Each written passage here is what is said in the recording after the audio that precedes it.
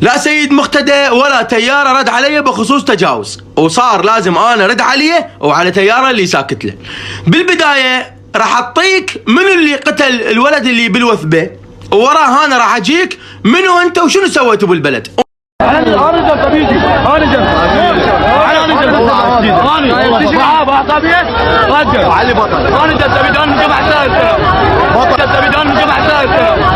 هسه تعال انت وتيارك شنو سويتوا بالبلد؟ اكثر من 16 سنه انتم مشاركين ويا الاطار وغير الاطار بدمار البلد. انتم اتفقتوا على تشرين ويا الاطار وسويتوا مجزره النجف ومجزره الحبوبي وفلشتوا الساحات. انت واطارك مشاركين بالطائفيه ب 2007، انت وتيارك كنتوا ضمن هاي السلطه اللي موجوده وطببتوا رقم داعش. انت وتيارك كانت بديكم وزارات ومن ضمنها الصحه ودمرتوها. انت وتيارك عندك سلاح منفلت وميليشيات حالك حال الاطار. انت وتيارك اللي جبتوا عادل عبد المهدي وهادي العامري وشكلتوه بالنجف، موجوده الفيديوهات. انت وتيارك اللي شملتوا كل هالفصائل اللي تحكي عليها وسويتوا مؤتمر بالحنانه. تريدني اسولف لك اكثر شنو سوى تيارك من العوائل السنه اللي هجروها والقتل اللي كان يصير؟ فيا حبيبي اني للاسف جاي ارد عليك وعلى غيرك لان انا اكبر من يمكم.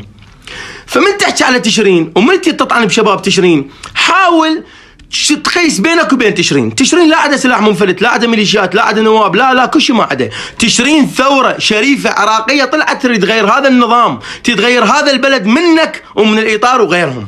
تشرين ثوره عراقيه، لا طلعت بتغريده ولا طلعها مرجع ولا طلعت من اجل المناصب، وافتهمتني كل الزين. فيا حبيبي حاول تركز من تحكي عليه اطار، لان هو مثلك عنده سلاح، شارك بدمار البلد، سوى ما سوى بالعراق.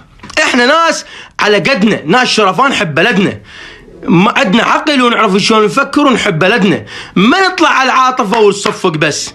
وتاج راسنا اللي هو استشهد، تاج راسنا مو عميل ولا يطبل الايران ولا الى اخره. تاج راسنا عظيم واحنا عظماء لان احنا نلعب بالعراق، بس ما عندنا تاج راس ونمسح بصورته ليل ونهار. احنا كعراقيين وشرفاء ما نهتم الك ولا الاكبر واحد. انا مجبور انزل عليك، تعرف ليش؟ مو لان انت فد شيء كبير، لا انت صغير كلش، بس سأتوا لي اول مره وما عبرتكم تتذكر، وهسه قمتوا تحكون على تشرين واللي يصير على تشرين كان من يكون هو اللي ظهره ادوس عليه واعبر. ليش؟ لان انا عندي تشرين خط احمر، هاي الثوره الشريفه المباركه العراقيه.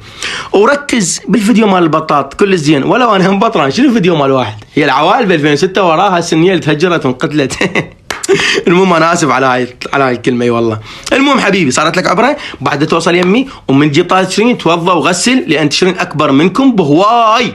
تشرين انتم مو يمكم، نظيفه تشرين، نظيفه كلش نظيفه وبيضه ما بيها سواد ومنطخه بدماء وسواد وتدمير البلد.